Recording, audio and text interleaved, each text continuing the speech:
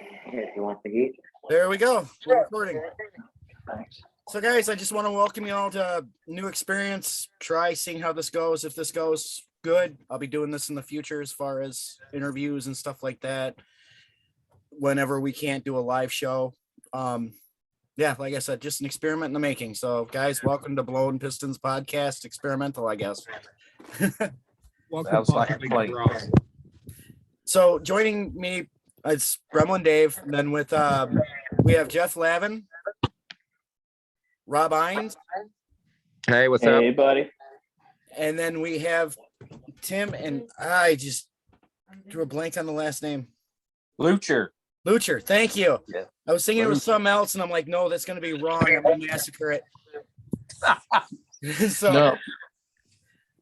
And yeah, as far as I know, I don't know if any of my guys will be joining us tonight. I know some of them are working, some of them prior engagements, but yeah.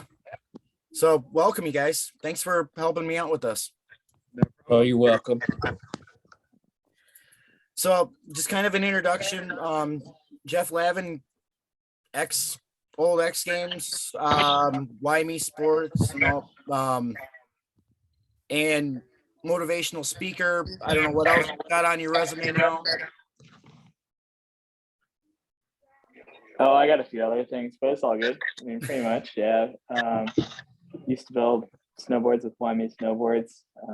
That was a fun run. And now I just do some motivational speaking, and then also business coaching. So all the cool stuff for executives, So we pretty much help the solopreneur, go from the solopreneur with the chief everything officer with the pain in the ass, becoming the CEO with an asset, going from that owner operator position to ownership. Awesome. Then we got Rob, who I believe I'm sole owner or co-owner of In Space Sea Breachers, some really awesome aquatic toys. Love them. Yep.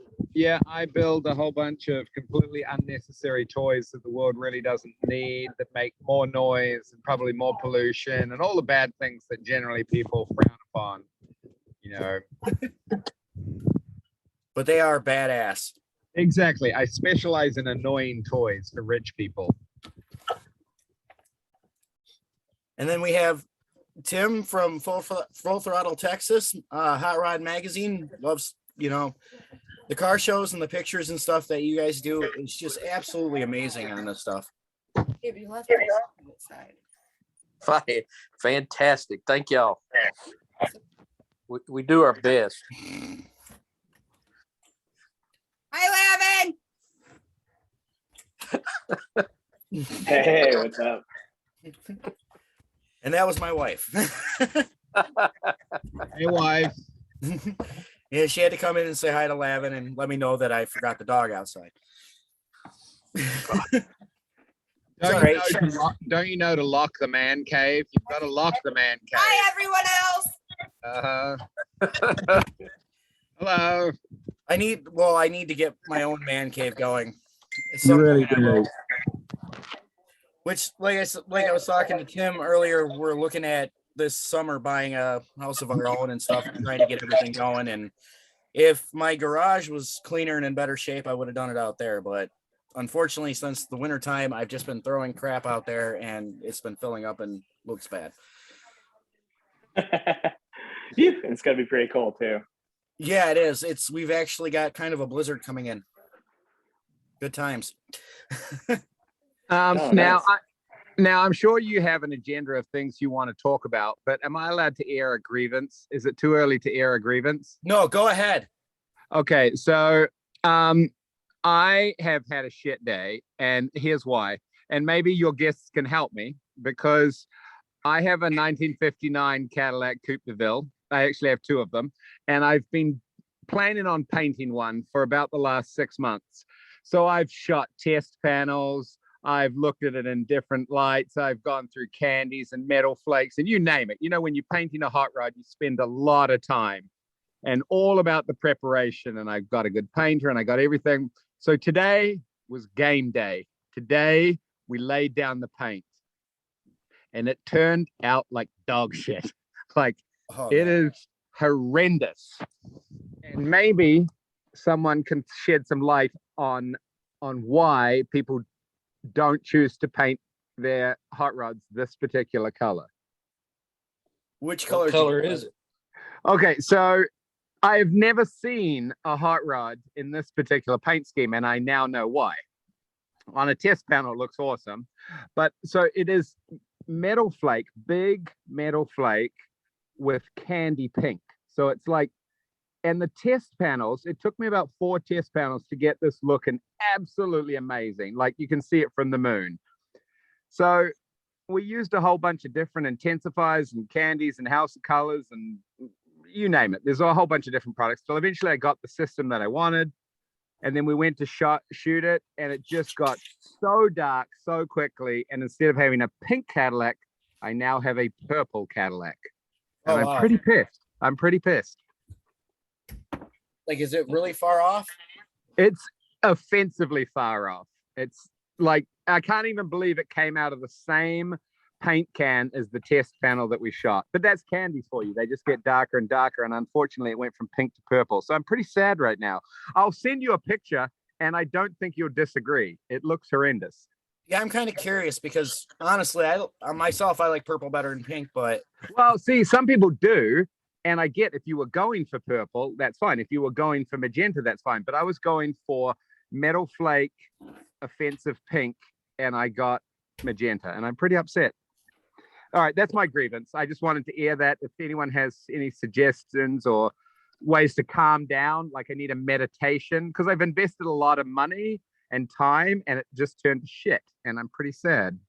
if you What shot color over was- it, oh, go ahead, Tim. What color was your base coat? It was silver with silver metal flake. Now, I talked to a few people about that. You can obviously do black, you can do pink, you can do whatever, but it was just silver. But we used an activated candy, and we couldn't believe how quickly, normally when you're shooting candy, you need like 4 or 5 coats, and it just gets progressively darker. Even on the Right. first coat, I was stressing out. It's like, oh, this is getting way too dark, way too quickly. Yeah. And like I say, on the test panel, we've like, no, this is good. We got it down. We got the right amount of reducer. We had, I don't know, like every so often paint jobs they just don't turn out the way you want. In my mind, it looked awesome, but there's a reason that people probably don't pick metal flake pink for a paint scheme, because apparently it looks like shit. Does the pink candy? You didn't put any flake in the pink candy, did you? No, it was straight candy, or reduced candy activated over the top of candy and clear. We'd already intercoat cleared it, sanded it, a lot of process. Yeah. But Candies are a bitch. they are a bitch, but we've done a lot of candies, and we were starting to think, why has no one done a pink candy? And even the people we talk to, they're like, oh man, pink's hard. And it just, yeah. And on a 1959 Cadillac, you have a lot of real estate. So there is a lot of magenta, and yeah, it's not cool. But anyway, I learned something. That's why everyone paints Cadillacs red. Oof, I feel you, man. Yeah. I've had some gel coats come out funky like that as well too, man. Yeah. So You can do all the preparation in the world, but it's fine. I learned something. I don't regret trying, and I might be able to recover it, but you can make a paint job darker. You can't really make a paint job lighter. Well, candies at least. Yeah. No, not especially not if you're gonna go back over the top of the purple or magenta. Yeah, and like it's not really purple, it's just magenta. And I actually had 3 test panels that I had in the paint booth, and I said, this is what we're shooting for, and this is what we're avoiding at all costs. And within 2 coats, it was this is what we're avoiding at all costs. So anyway. But anyway, I know we've probably got other stuff to talk about. I just need to get that off my chest, and I'm processing. So Oh no, you're fine. yeah, I mean, it's a car related grievance. It's not like I'm bitching about my wife. Right. Like coming in and interrupting my podcast. That would be a bad grievance. Oh, she's forgiven. You're a sweet husband. Well, she's dealing with the kids right now, so she's forgiven. All right, fair enough. And the kids, the dogs, making supper and all that stuff, and she letting me do this. So I guess I can't say too much. No, absolutely not. So what's going on in your world? Not much, just dealing with getting over this COVID crap, and because that new strand of COVID ran through my house, which was fun. Yep. So we're officially off of quarantine and everything now. Congratulations. But yeah, it sucks, especially when it's like time for work and I can't go to work.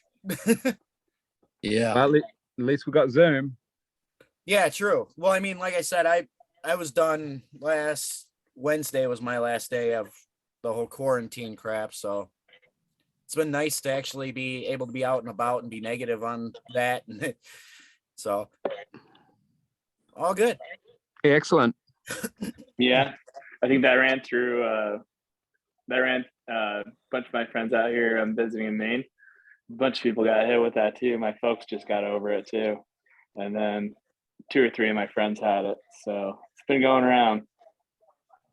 Yeah, it sucks, but it is what it is. I mean, I just think it's not anything worse than either a cold or the flu. So I'll tell you one thing though. My sense of smell is still yet. I had it in November of 2020. My sense of smell has just been totally weird. Like the bad smell things. Like sometimes they smell like just rotten onions, or you smell like the rotten carne asada or something like that. And I'm like, I can kind of smell diesel again and stuff like that, but gasoline and a lot of those smells are just completely gone. Wow, that's Like crazy. I can only smell like 3 different things. but like I said, it is what it is, and we're at least done with it now. Heck yeah.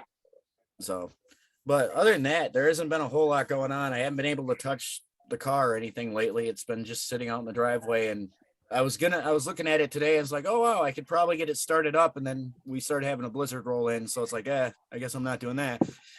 Oh no way, man. Go start that thing up and go do some donuts out in the street, man. And then put it back in the driveway.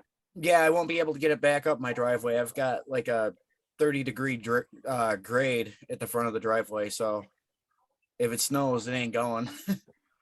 Well, apparently winter's been cancelled where I live, because it was like 85 degrees today, which is a great temperature for painting a car. But it hasn't rained here. It's crazy. This is like, we're in super drought. The rest of the country, we just see like endless blizzards and snow, and it's like, oh, that doesn't look fun at all. Meanwhile, we're in like shirts and a t-shirt in the middle of winter. It should be snowing right now. That's probably how it is. Sounds like How it is down with Tim. Tahoe. Yeah, it is weird. Like Lake Tahoe, Mammoth, that whole area, the Sierras, they got pounded right around Christmas time. There's so much snow, and hasn't snowed since. Yeah, it was looking super promising. Like everyone's like, oh, there's gonna be a great season, and then nothing. It's dirt boarding now. Yeah.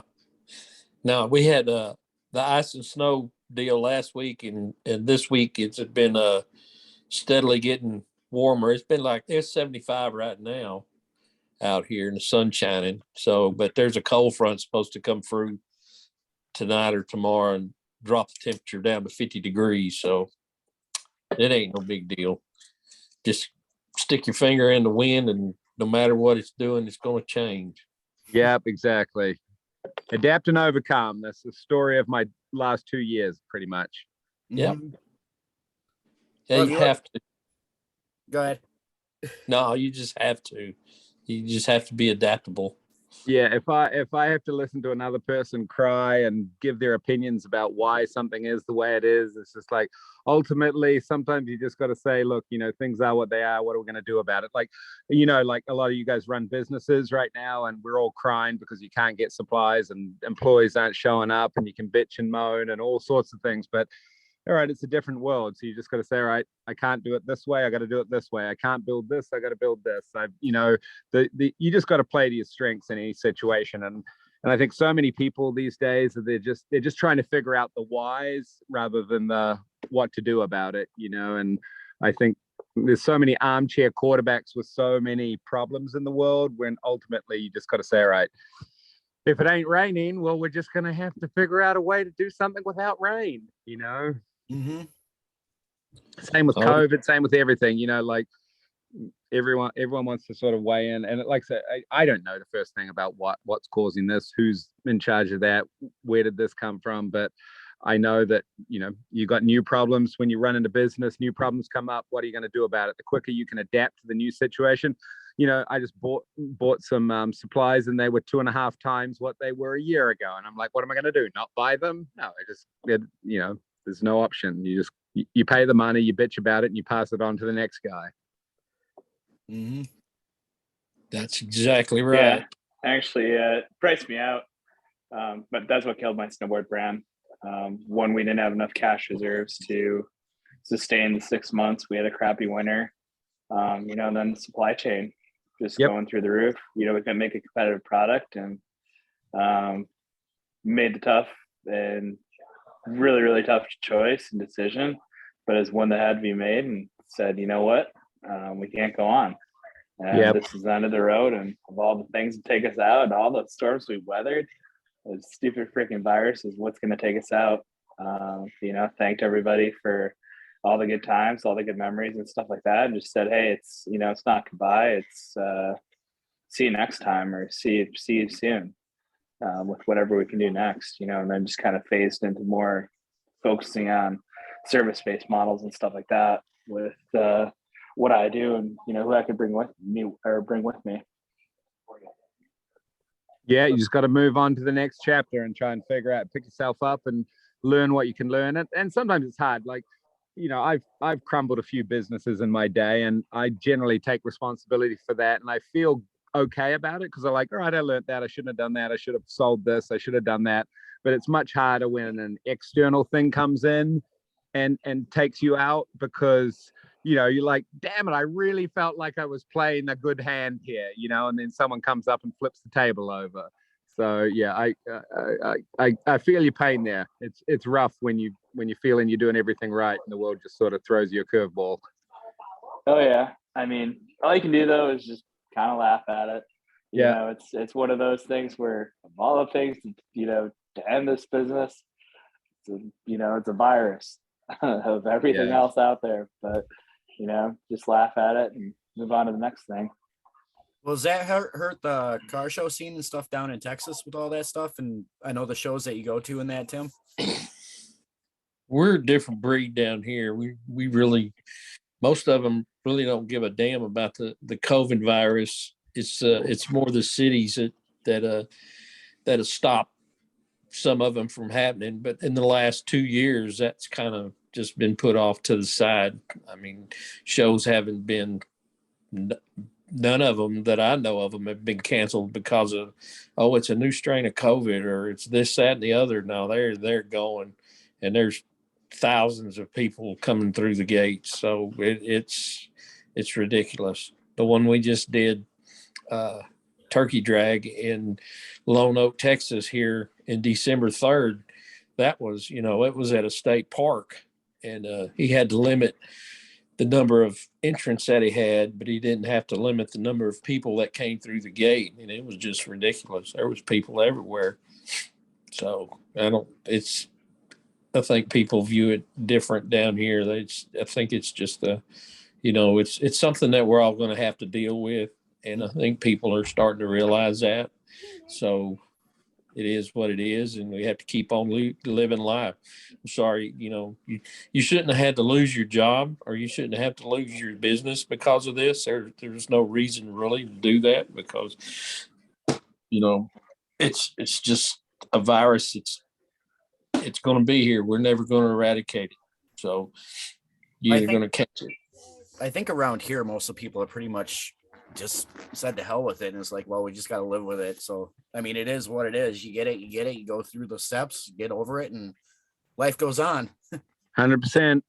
You know Yeah. what's funny? You know what's funny about hot rods though is we live in a big car town where we've got Cool April Nights coming up in about a few weeks or a month or so, and that's a big car show here. Where people come from all out, and hot rods like throughout the whole pandemic, they're absolutely booming. Like every painter I know, every mechanic I know, they're booked up. Obviously, they can't get parts and supplies for a whole bunch of reasons, but the demand in the hot rod world, because especially if people can't travel, like, well, what else am I going to do? I'm going to restore my car, I'm going to do this, or I'm going to buy this. And hot rods, if there's been one benefactor from COVID, I've got to say it's kind of the hot rod industry. Now, is it easy to operate in it? No, because you can't get anything and it's hard to get employees and it's hard for all sorts of reasons.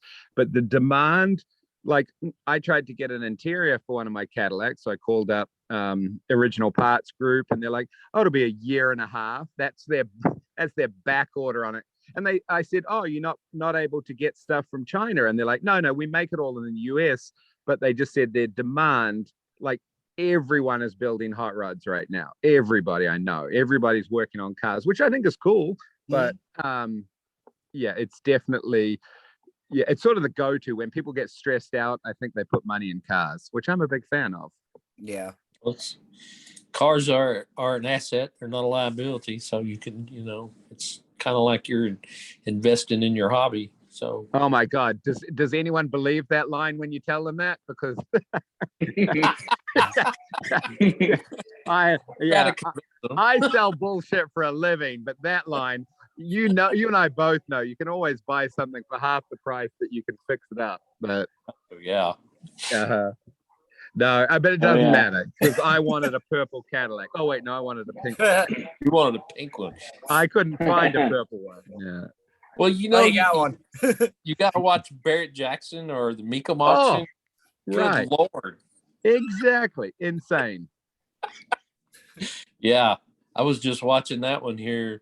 What was it? It was the Barrett Jackson was on the other night, last week or something.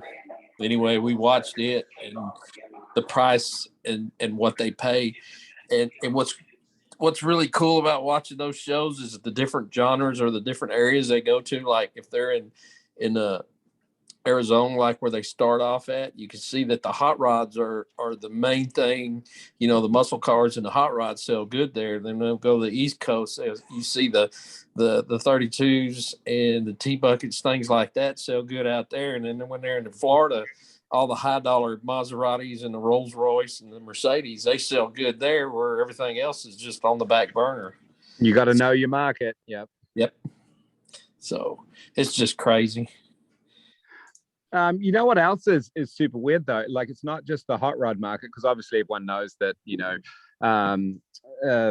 prices of cars are going through the roof because of all the shortages and stuff. But I learned recently that it's not actually just that there's an increase in demand and a shortage of chips and stuff, but dealers are selling so many cars and vehicles above the MSRPs now. Like when the new Corvette came out, right? And they're like, oh, this is going to be an entry price of $60,000. And then the new Bronco comes out and they're like, oh, this is going to be the entry price of $40,000. And then I just saw a show on the actual prices that people are paying for those. And no one's touching any of that stuff for less than double what the MSRPs are, So these dealers are getting pretty greedy. I know. Yeah. I have a buddy that bought a Dodge Ram TRX in the orange. He got it for $110K. He's like, whatever. Well, did you guys read what Ford's doing right now? I make so much money, I just want one. Did you guys read what Ford's doing with this stuff right now? They're actually they're going to be starting to penalize the dealerships for they should. Markup. No, they absolutely and the thing is, like companies like Tesla, where you buy direct, the actual cars are going to ultimately benefit because that money's not actually going back into the cars; it's going to dealers. And all right, what you can say, well, it's a free market, but it's not really, because dealers are basically building a car for $30,000. They're selling it to a dealer for $40,000. And that dealer's turning around selling for $80,000. You're not getting an $80,000 vehicle, which means that money's not going back into the development. It's not going back into the people that actually built that car. And so, I do think car manufacturers have to say, all right, you can put a maximum of this on. and look, a private seller can do whatever they want. If you can buy a Ford GT and then sell it for 3 times what you paid for it, that's fine. You're an individual. But if you're a dealer with a big freaking, brand name, you would hope that you're somehow affiliated with them, but they're hosing people. Yeah. Oh Well, they yeah. call them dealerships for a reason. Exactly. I would not buy a new vehicle right now. It's insane. Well, it's also going up through the roof right now. It's later model diesels. So yeah, you see the mid 2000s pre-emission diesels right now. Yeah. Everybody wants those, and stuff that was going for 19, 20 a couple of years ago. It's now like I've seen them as high like 2006 Chevy Duramax LBZ. I saw one of those going for like 40 grand in San Diego. Yeah, Oh, wow. crazy. Yeah. Well, I know, and getting back to the parts side of it, like you guys said, the parts are getting expensive. I'm trying to look for parts for my diesel truck, and it's like for a bed, they want almost $200 to $2,500 for just an 8-foot bed for the year of my truck. And it's like, are you serious? Yeah. Did you ask them if it had the heated tailgate option? So it breaks down, your hands don't get cold when you got to push it. Hey, that thing Ooh. that truck hasn't broke down in probably 4 months now. Okay. I just got to give you a hard time for being a Ford owner, bro. Well, I mean, at least it's low mileage, but it's sat most of the time the last 5 years. So It is a 6-liter. Those things were kind of toilets, but yeah, but once you go, at you least go it's through been it, you bulletproof. bulletproof it. Yeah, as long as you put new head studs on it, go through all that. The transmissions are pretty beefy in it. That was one of the weak points of the 7.3. And the 6-liter, if you get rid of the whole EGR cooler and all that stuff, it's not a bad truck. You just got to go through it and make sure it's where it's bulletproofed, and just go stuff one by one, man. Right now, she seems pretty good. I mean, it's been running pretty strong, and everything's good except for the body is rusted out. The only thing not rusted is my damn hood. But I went and looked at the fender the other day, and it's like, wow, a bubble. And I went to push on it, and my finger went through it. It's like, oh, perfect. Oh, man. The one thing that's good about Wisconsin, though, is they don't have inspection like they do out here in the East Coast. You actually, you went past inspection if you could, push through certain panels and stuff like that. Oh, the frame's still good. Most of the cab's good except for the corners. Oh, those always go on every truck. Yeah, but Tony, the other guy on the podcast with me, he's like, oh, we can get all the parts and that. And he's actually looking at places down in Texas because he goes down there, everything, nothing really rusts out. It just dies from high mileage. Oh yeah. That's here. It's like for me, I live in Central Texas, and the closest Walmart is 30 miles away from where I live at. So if I have to go there, we have a grocery store in town. It's just a little rural town, but yeah, just driving anywhere you go, you have to drive. So that's why Texans love their cars and trucks, especially trucks. Now, truck beds. And you got Buc-ee's there too. Oh yeah, Buc-ee's. I try to avoid that place like the plague. Overcrowded and overpriced. Oh man, you can get everything there though besides ammo. Beaver nuggets. That's what you need to stock up on. Yeah, absolutely. You can never have enough.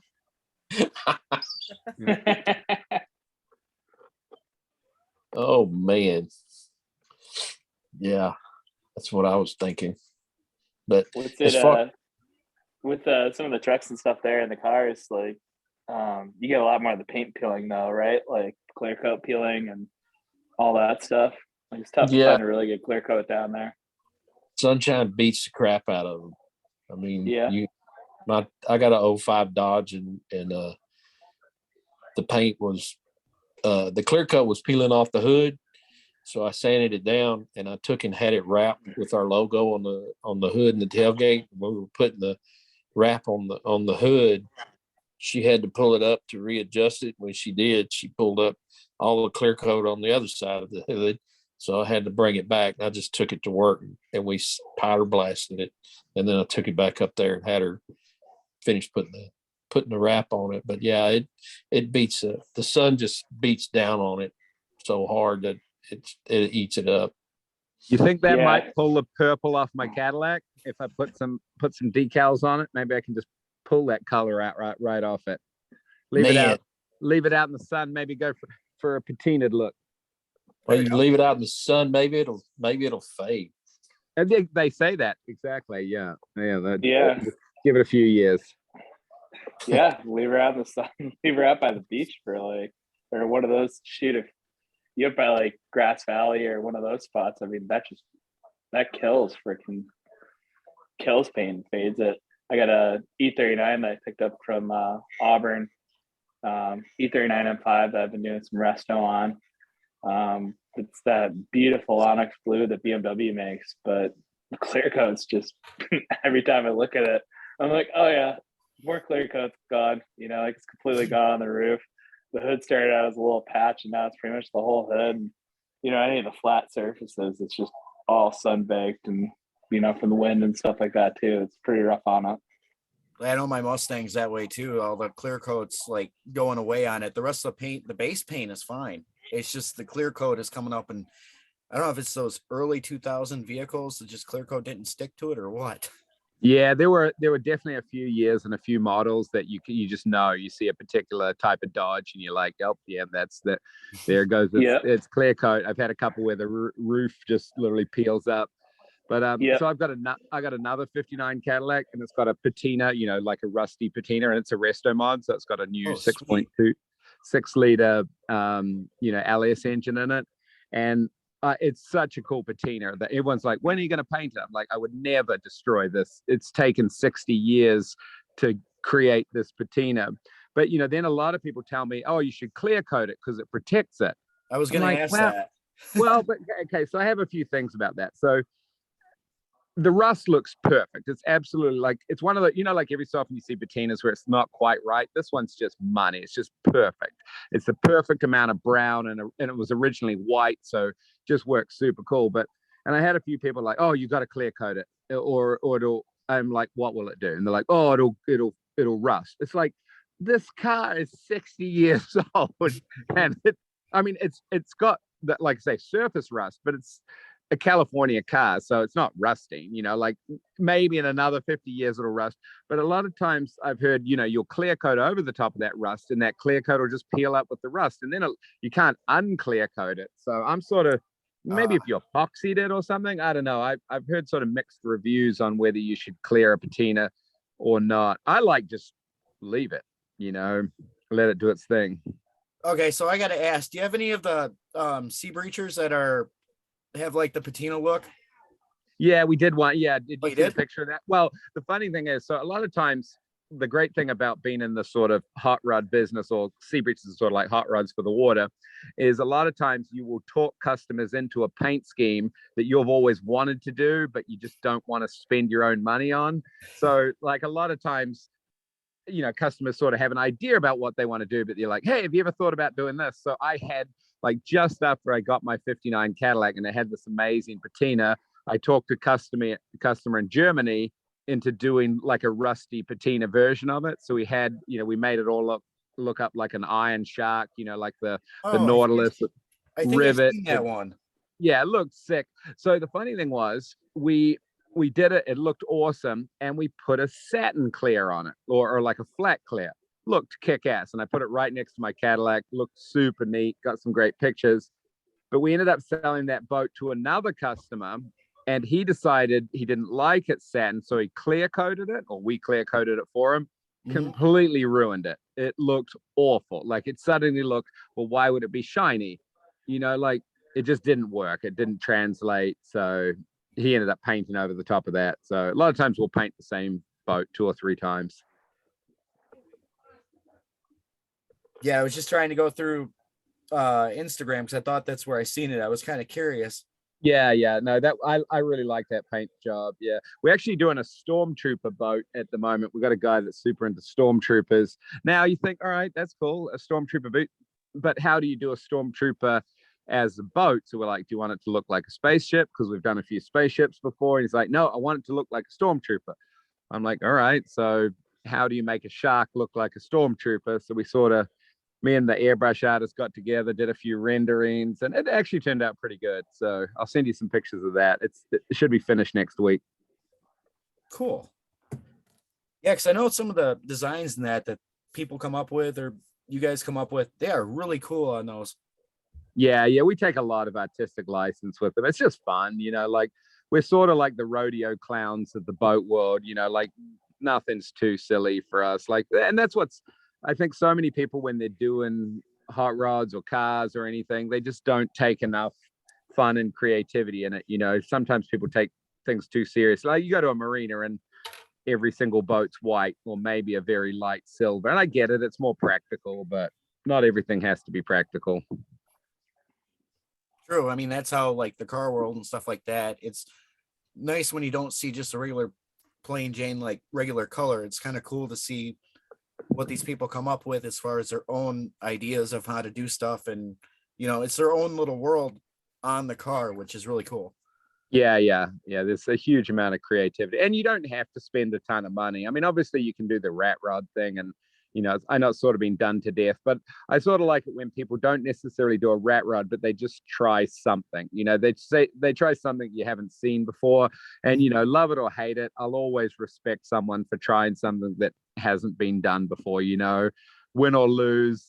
It's very easy to give people shit for their lack of taste, and you go to a car show and we all sort of judge everything and like, oh, I never would have done that, I never would have done that. But I think the people that really deserve to be the judged are the ones that are just repeating something you've just seen so many times before. And I get it, you're spending a lot of money, so you want it to look good, but you got to take a few risks, even when it does turn to shit on you, which it clearly did today. Well, and the one thing too is usually the person that owns it's their own worst critic on stuff too, because they can point out their own flaws that they know they screwed up on, and somebody else will walk and be like, wow, that's really cool. Yeah, exactly. Yeah, and sometimes the flaws give a car a little bit of character. I mean, to try and get the concourse level car builds these days is impossible. Like, I think they've just set the bar so high now for restorations. These trailer queens that you have to dump $250,000 into it.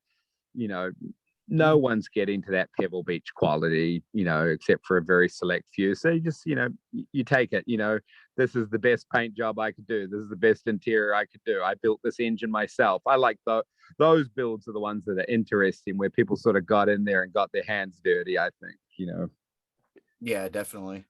Especially at a car show, where there's tons of good paint jobs, but there's always sort of an eclectic weird thing in the back that sometimes gets overlooked. Well, I know with Tim and that, we touched on this with the last episode we did, and it's been a little bit now, but like that's what I was asking him before, like what catches your eye? Is it stuff like that, or is it the stuff that you can really see that somebody put a lot into and not just had just a real quick job? Or I mean, it's just whatever catches your eye. I mean, it's a lot of different stuff and a lot of the stuff that people have done, themselves. It's all over the board, as far as you've got some really cool stuff, and then you'll have maybe a under construction parked right up next to it. The guys are working on it, and you might see the same under construction truck at the next show, and something, they might have done something to it, but it might be something little, might be something major, but what catches my eye is, like the Cadillacs. I'm in love with the Cadillacs, Lincolns, all the big cars. Those are the older ones, not anything new, but those are my 100%. favorite. Yeah. They just built things so just out of the world. Like, they didn't even consider what someone actually needs from a car. Like, they were so artistic and so impractical. I mean, some of these cars, they're just huge, and like the bumper weighs more than the engine of some cars. I mean, obviously they were stupid and get 4 miles per gallon, but that's what makes them so interesting and timeless. They just didn't have the constraints that they have these days. No one cared about aerodynamics, and if they did, they wanted to look like a jet fighter. So yeah, I enjoy the old vintage stuff. Same here. I mean, vintage boats too. You know, Yeah. nothing better than Mhm. having twin V8s. Absolutely. The last boat I restored was a 1972 Uniflight, and it had the Chrysler 440 Crusaders, Oh, cool. 330 horsepower a piece, and then we repowered it. Firing those bad boys up when you have two twin V8s running, nothing sounds better. You know, it's kind of bub, bub, bub, bub, bub, bub, and then just bubbling out in the water. It sounds so cool. Well, you just finished that, didn't you? Yeah. Yeah, I seen the pictures. That thing was pretty cool. Oh yeah. I was gonna keep it around, but then I realized it drinks more gas than Rob Gronkowski drinks beer. It burns about 20 gallons of fuel an hour. Oh wow. Yeah, but Yeah. boating is not a cheap sport. Yeah, and that No. Break out another Bust out 1,000.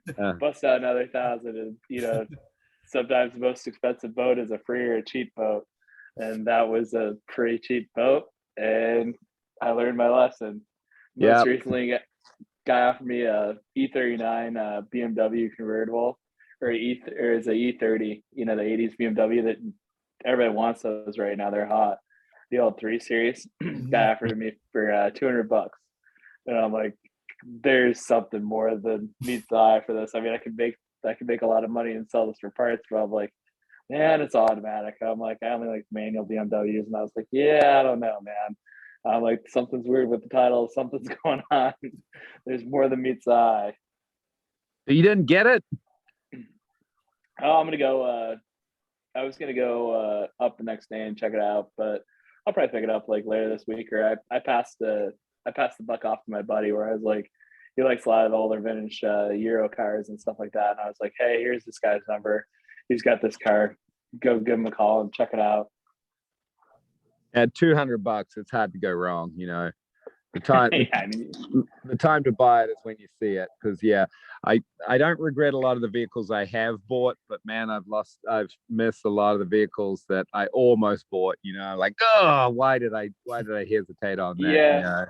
I mean, this is like one of those deals like where you're out just, you know, grabbing a bite with your buddy, eating some chicken wings, and like slamming a few drinks back in the middle of a blizzard or nor'easter out east, and like, you know, random old 65-year-old dude comes up, a little sketchy, like kind of looks like the dad off of Elf, you know, except a little bit skinnier and stuff like that.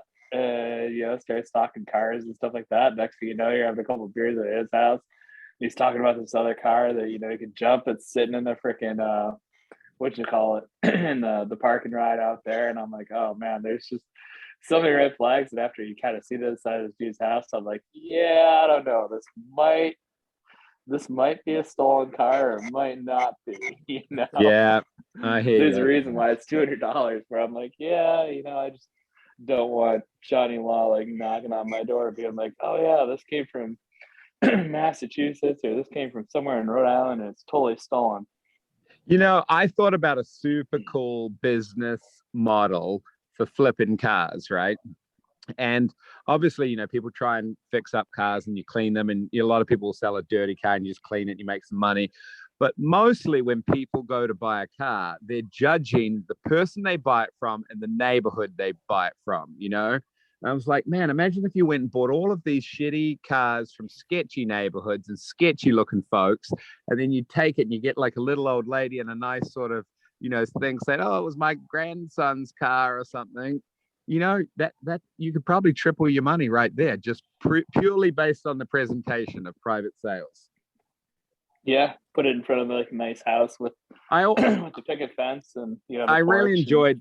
My son is 16, so we went and test drive a ton of cars, but you know, he's driving his license. I really wanted him to, you know, just get the enjoyment of buying your first car, because you only get one car. So we went and test drove anything, and rather than like talk him out of it, no matter what he sent me, I'm like, let's go test drive it. Like, he'd sent me like mid-80s Corvettes and like, you name it, like the stupidest stuff that would just be so impractical. And rather than talk him out of it, it's like, let's go check it out. And I was really curious to hear what his take on it was, you know? And I always tell him, like, look, you only get one first car, and you'll have plenty of times in your life to figure out how to buy a really smart, practical Toyota Corolla when you need to, get your kids to school. But your first car is supposed to be stupid. It's supposed to be like, buy whatever you want. Like, I really didn't want my opinions on cars to sway his. And so we test drove Miatas and all sorts of stuff, but it's amazing how often, he'd sort of sway his opinion based on who was selling the car. And every time I buy a car, I try and look at it based purely on the car, because, you can have someone super smooth and they're like from a good neighborhood, but they're just as likely to rip you off as some sketchy guy in the hood, like I've sold a lot of dodgy cars in my day, and I'm pretty good at it. So, I just try not to listen to what anyone's saying and just purely base it on the car. I'll do my own tire kicking, I'll test it myself, and I don't really care what the backstory is. Well, the older you get, the more you know how to like look for the stuff. Like when you're trying to sell something, you'd be like, all right, I know what to look for because I'm doing the same thing. Yep. Yeah, calm as a bitch. Yep. But that does bring up kind of a good question, though. What is everybody's first car on here? I'm just kind of curious to see what the difference is between everybody here. Ooh, I'll go first. 1989 Suzuki Sidekick. Ooh, wow. And yet you're still alive. I'm just proud of you for admitting that. Yeah. Now, the funny thing is, if it was a Samurai, would think you're cool as shit. But the Sidekick, I don't think the Sidekick's ever going to be cool, no matter what. Oh yeah, I mean it's like right up there with the tracker. But you know what? One of the things I learned is it's not the size of the beast or the V8 that you have. It's what you do with it that matters. I remember all the kids had Monte Carlos, Camaros, like growing up in muscle cars and stuff like that. And I had 4-wheel drive, manual locking hubs. So I'd lock it into 4-low and not lock the front hubs. And I could do some brake stands and keep up with those guys and the Monte Carlos, and I'd make Camaro owners cry. That's pretty impressive for a Sidekick. Oh yeah, she'd lock Posi. Posi, and yeah, she'd do some ripping burnouts, get it all the way up to, then you could really rip people off the line too with that locked in 4-low and no front hubs. I'd till about 35. Then I just ran out of gears. Nice. What about you? What was your first? Well, I'll go. Mine first was I had an 84 Chevy Caprice Estate wagon. That's kind of gangster. That's actually it was shit brown with the wood panel trim and the luggage rack. Oh man. No, what's funny? I see those like super, it's monster, right? Like goes on for, I've seen a few of those around, and admittedly, like 10 years ago, those were a joke. But I look at that now, I'm like, that's kind of cool. I want it back. I mean, I've been looking around for one because it's like since my wife and I, we've got 6 boys together, it'd be like, man, that'd be nice to have it because I had, the full bench seat up front, the middle was a bench seat, and the back had the fold down seat. And it was great because being a teenager in that, we'd go up, we'd skip school. I mean, I could fit 11 of us in there. And then we go out and party in that. I could have my friends sitting there that got totally wasted. I could just hit the button and roll down the back window, and they could just lean out and puke as I'm driving. So it worked out great. That's a sweet ride. Mm-hmm. I miss it. I see them around every so often, especially with the wood grain. That's just super classy. But it was grain and all that. Yep. It'd be really cool is if you found something like that and put your diesel in that from your truck. Now you're talking. That'd be badass. Then you'd be rolling coal out of the old 80s wagon, which is pretty badass, and you'd be getting miles per gallon and miles per gallon. There you go. Yeah. With the current gas prices, I don't know if you want to really be rocking that thing very far, but I don't know. The station wagons down here are a big thing.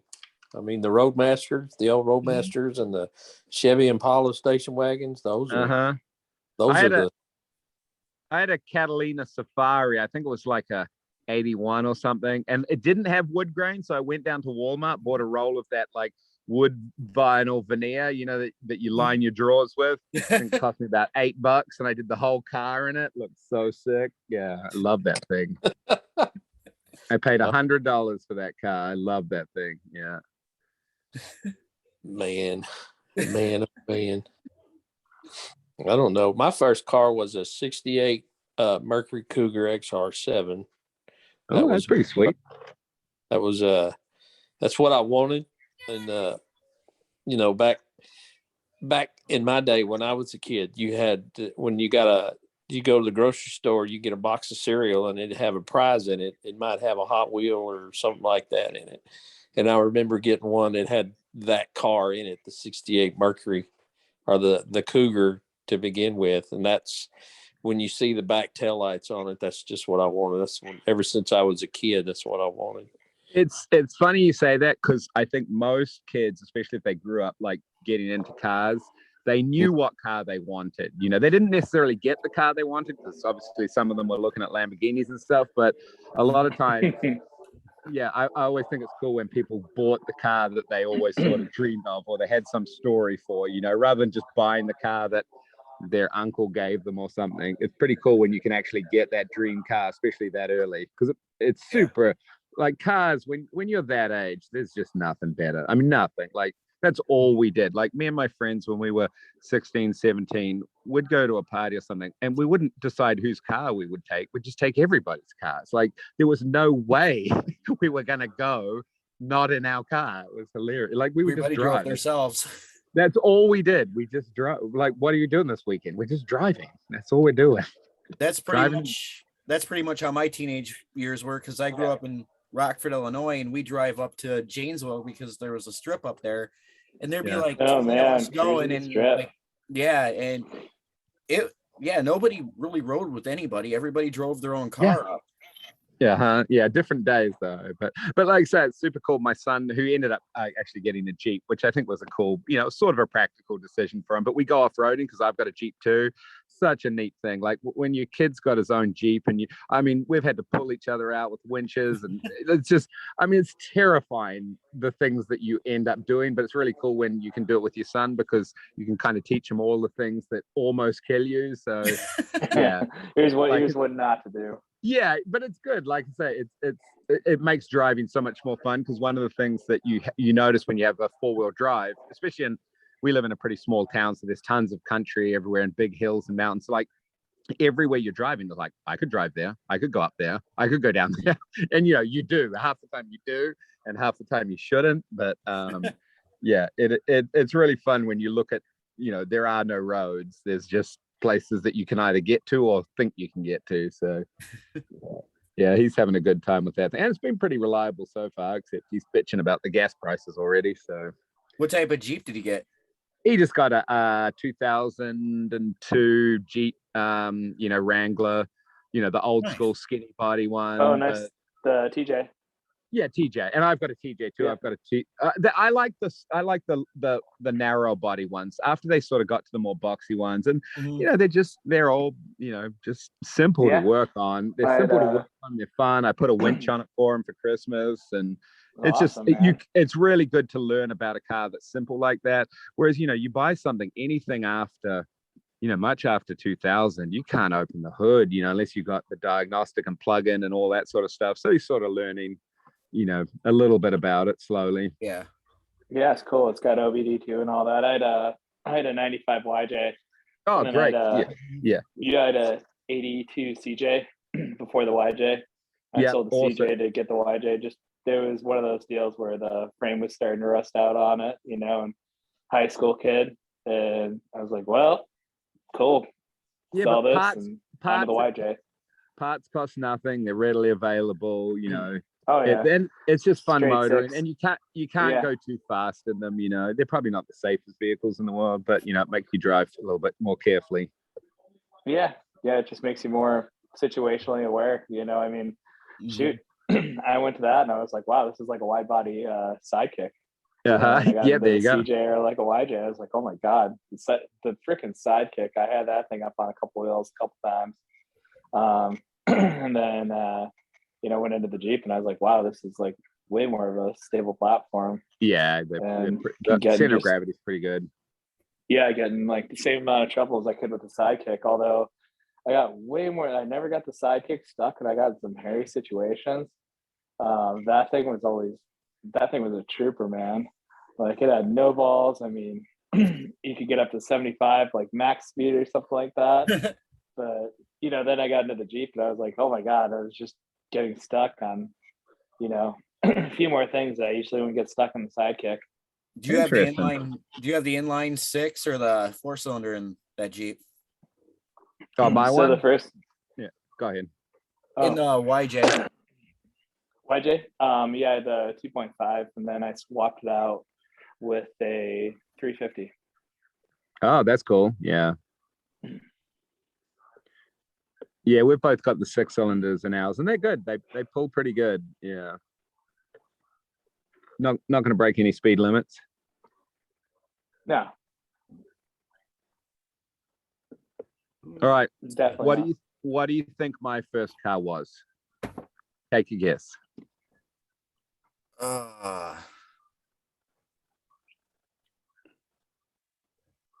I'm trying to. I know you probably won't guess it, but I'm going to give you a couple of clues. All right. It was 1968. It has 2 cylinders. It had a 500cc engine, but I bought it out to 650. Any guesses? A Skoda. Ooh, Oh, all right. No, it's not a Skoda, but it's a little bit more charming than that, but not far wrong. Equally as slow, just as slow. I was gonna say the only thing. The slug top speed I ever got to it, and it was with a tailwind on a downhill, was 69 miles an hour, and it was terrifying. Wasn't the Izetta, was it? No, but that's it's in the same sort of microcar class. I love us it. Man, I am drawing a blank. All right, they made a remake of it in the mid 2000s, and they actually sold a shit ton of Ooh, them. A Beetle? Mini. Close. Mini it was Cooper. rear engined. It was rear engined. The Mini Cooper. Again, pretty close. Oh, Last guess. Last guess. Ah. Come on, they make them. It's they Fiat remade 500? them. Yeah, Fiat 500. Oh, a Fiat. 1968 say, Fiat 500. oh, I man, love you know it. what Fiat stands for. Yep. It's Yeah, a and good I boat. did. It was literally at the mechanics, and I was one of those kids that just pulled things apart and then didn't know how to get them back together. So yeah, it was always at the mechanics, but I love that car. I got myself into so much trouble in that car. It was so fun. I'd get another one in a heartbeat if I could find one. I paid $400 for mine. Now they're like $10,000, but That's like those the mid 90s Geo Metros with the 3-cylinder. Those things are going for a lot now. no, you're kidding me. They are Well, not. They want them for like the gas mileage in that. I mean, just That's a lot of them- crazy. I mean, up here they're rusted out. Oh my God, I wouldn't. Yeah. You know what? Something I got into recently, which I used to make fun of, was a friend of mine started front wheel drive dirt racing, right? Nice. You buy a car for $500, and I'm making fun of him. Like, you can't drive a front wheel drive car on dirt. I said, that's just stupid. He's like, just come out. We've got a whole bunch of cars. I'm like, no, I'm not going to come out. That's stupid. I don't like front wheel drive cars. I don't trust them. So anyway, we get into the sport. And it's cost nothing. Like, they buy cars for $500. You buy like Chevy Aveos and, what's the Dodge Neons and stuff. Mhm. And I couldn't believe it. It was so much fun. Like, they've got roll cages in them, and right, so maybe they put another $500 into them. But the cars are so cheap that it's practically a smash up derby. But they actually raced pretty damn good. And I actually learned to drive a front wheel drive on dirt. And they're actually a lot more predictable than you think. You could really drift out the back end, and you could power yourself back in. And if someone got in your way, you would just flip them out of the way, and they didn't care because the car was $500. Whereas if you've got a $10,000 car, it's pretty stressful on a track, because people, you're racing out of your pocket. And Yeah. so yeah, it was just the right amount of entertainment for the money. Well, that's like Fantastic. oh, go ahead. Hey, is this what your station wagon looked at? Can you see this? No, Oh, I had, Ooh, I had the the old Roadmaster. 80s body, like the square. Oh, you had the square body. I Yeah. kind of like that one though. Whose is that one? That belongs to a guy named Randy Brody. He's down in down south of Houston somewhere. That particular picture is from the Laying at the Lake show. That's pretty close to our house. Yeah, see, that looks cool. That's actually dated pretty well. Oh yeah, that's those are the kind I like. I like that. Yeah, that the big rounded roadmap. one. Yeah, looks like a little space shuttle. Yeah, got a big ass on it. Looks like a hippo running Got a donk donk. down. Well, I know a lot of the hot rodder guys were actually buying up those because of the what was it, the LT1 that was in those Oh Yep. yeah, I bet. for the S10s and stuff like that were throwing them in there. And you used to be able to buy them for nothing. It's like what do you call them? Crown Vics. You used to be able to buy Crown Vics for nothing, especially like ex-police cars. But Yup. I've been talking to a friend that builds hot rods and stuff. He's like, no, you can't get them cheap anymore. They go for good money. Even the ones that are, because people want the front ends and they want the engines and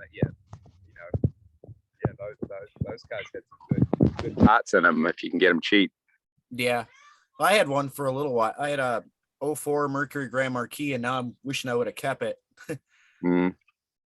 Hey, sorry to tap out, guys, but I've got to go and check on a few things with one of my guys. But hey, it was super good talking to you, and it was nice meeting you. Let's keep in touch, and let me know how the rest of the show turns out. I will. Cool. Good meeting you guys. All right, Have a we'll great talk to you night. later, Rob. Cheers. But yeah, I know like he was saying with the cars, the cheap cars running, we actually had a guest on the show at one point. It was Tate from the Gambler 500, and that's what some of those cars were, and they'd run across Ooh. the states and stuff like that, doing the little like or cross country racing and stuff like that. That was actually a lot of fun to watch. We did that in 2017 or 18. Me and a few buddies did the Gambler 500. Do you guys have Pounded the anything like crap out that? of the car. Do you guys have anything like that down in your neck of the woods down in Texas? Oh yeah, they have what they call to the Kraken back, and that's from out in West Texas out to the Grand Canyon and back in a car that's like, you got a limit of what you can buy, and it can be anything. It doesn't have to be, a front wheel drive car. You could buy anything, but you have a limit on how much the car costs and the kind of modifications you can do to it. So you'd want it to be reliable, but you don't. And on the way out there, they have certain stops, and they'll do like special tests and things like that, like a drag race or some corny stuff like that. But yeah, I haven't personally done it. I'd like to, but I've always read about it. They keep advertising it on Facebook. You can check it out. It's just called To the Kraken Back. I'll have to look. It's crazy. And but once guys get into it, it's just like anything else. They start, it gets to be an addiction, and they've got to go to the next level, So hot rods are like that for some reason. Oh yeah. Well, I know I've been wanting to It's a good set something addiction, like though.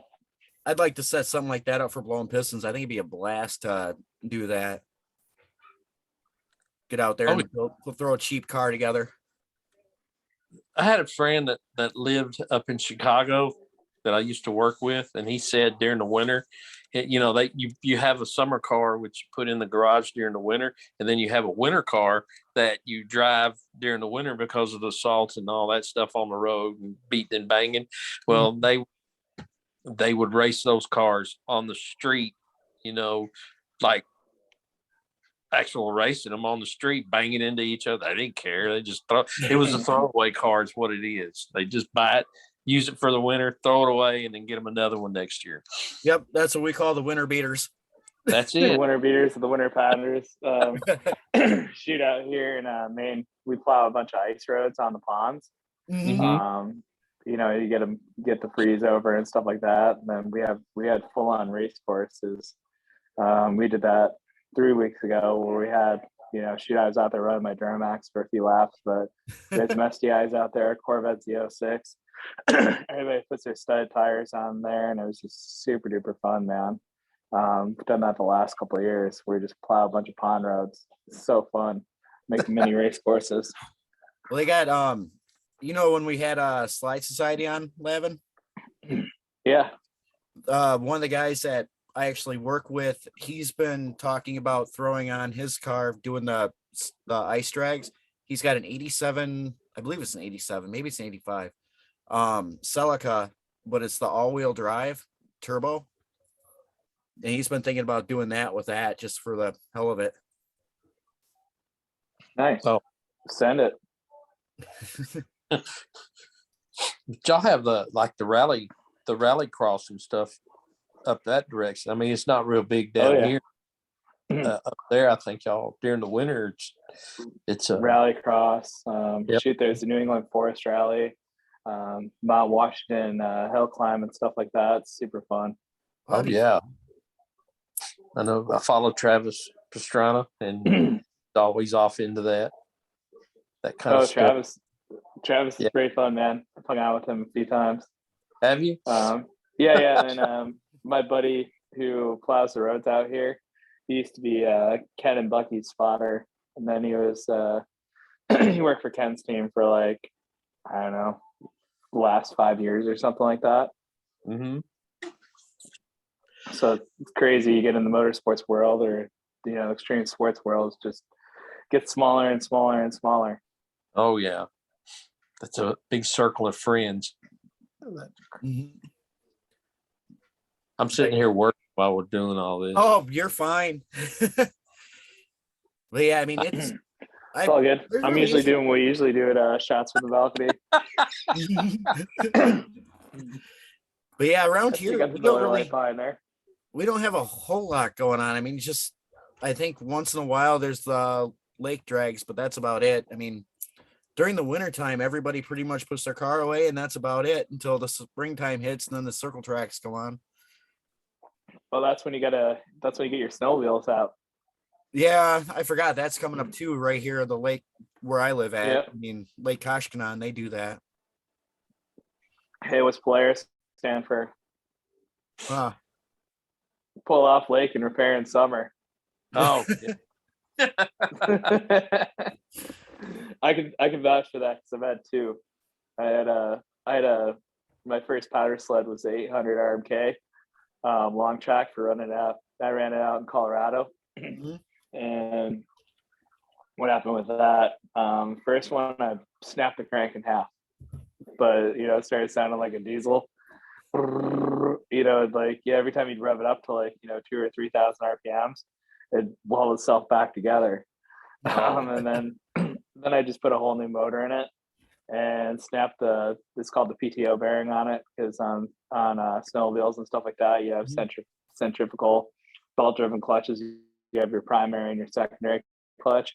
Yeah. The PTO bearing is on the drive, the crankshaft side of the clutch, and snapped that, and that was it. And after that, I went to Ski-Doo. No more Polaris. And I think all I do is put a relay in that thing once, and that was it. It was a great sled. Yeah, I've only had one sled myself. It was a 94 Arctic Cat, kitty cat. It was when I was little. They're so fun though, man. Yeah, but you get any more than 6-7 inches of snow, you're screwed. You ain't moving. Oh, I mean, you got to shovel out the track all the time, man. I mean, that's where you need some paddle tracks, buddy. Yeah, well, I mean, that thing, I actually still have it. It's out of my uncle's house, but that thing hasn't been running 25 years now. But just pop the spark plugs out, spray some ether in it. She'll run. Well, I remember being little in that. I thought I was really, really fast on that thing. And I mean, I was only doing 10, 15 miles an hour. And then my uncle flies by me on his, and he's got like the big Arctic Cat and that doing like 60. And I'm like, yeah, now I don't feel like anything now. But when you're a little kid, you're thinking 10, 15 miles an hour is pretty quick, but. Oh yeah. You're like, I'm going fast, Mom. Yeah, and then somebody I'm goes going by and fast. doing like 10 times your amount, and you're like, "Yep, never mind." Oh man, you remember the old triples, Mm-hmm. two-stroke triple engines, where you got the 3 cylinders, and Mm. those things had power, man. But God, did they have a grenade? Yeah, but I mean, they're fun. But lately, I mean, this year we haven't even gotten really that much snow. They barely opened up the trails, and in the last few years, it just hasn't been worth having one Oh unless you yeah, drive way up north. yep. It's been all right out here, but well, the East Coast and stuff, and then I got a bunch of friends out west where they, one of my buddies bought a brand new sled. He had to go up to Montana to use it from he lives out in Tahoe. He's like, I was like, whoa, you're going up to like Big Sky or something like that. It's crazy, dude. Yeah, yeah. Just like I said, this year just hasn't been much. Although we, like I said, depending on how much snow we got outside right now, I don't know. Yeah. But I suppose, I know they're getting ready to serve supper and stuff. I probably should get out there and help. Ooh.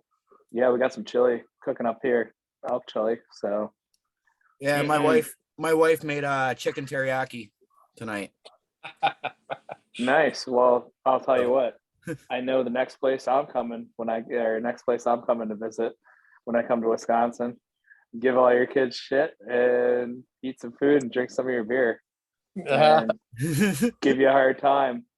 Give you a hard time for being a Ford owner. That too, definitely. Yeah.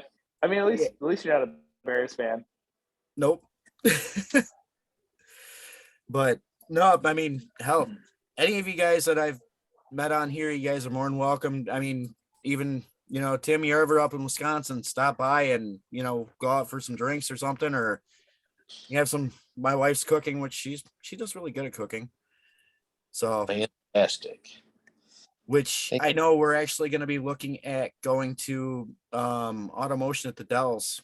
I've got Tiff is actually friends with the guy that does all the promoting and stuff, and we're going to try to get in there. So if you feel like coming up around when is it? Like middle of May, that's the biggest car show in Wisconsin.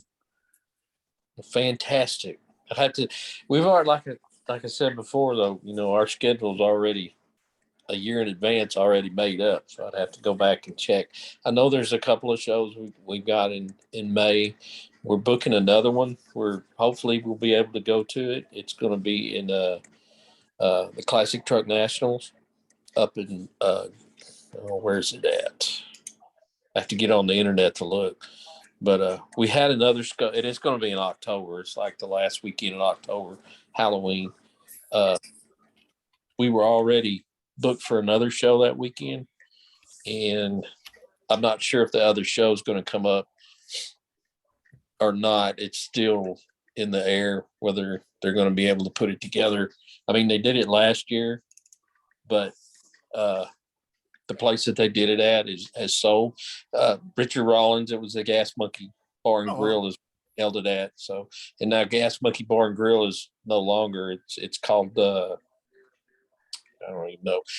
They sold it to a music venue, and they have concerts and stuff there now. So I don't know if they'll let them do the car show thing there again. Have you ever worked with Gas Monkey on anything down there? No, I haven't.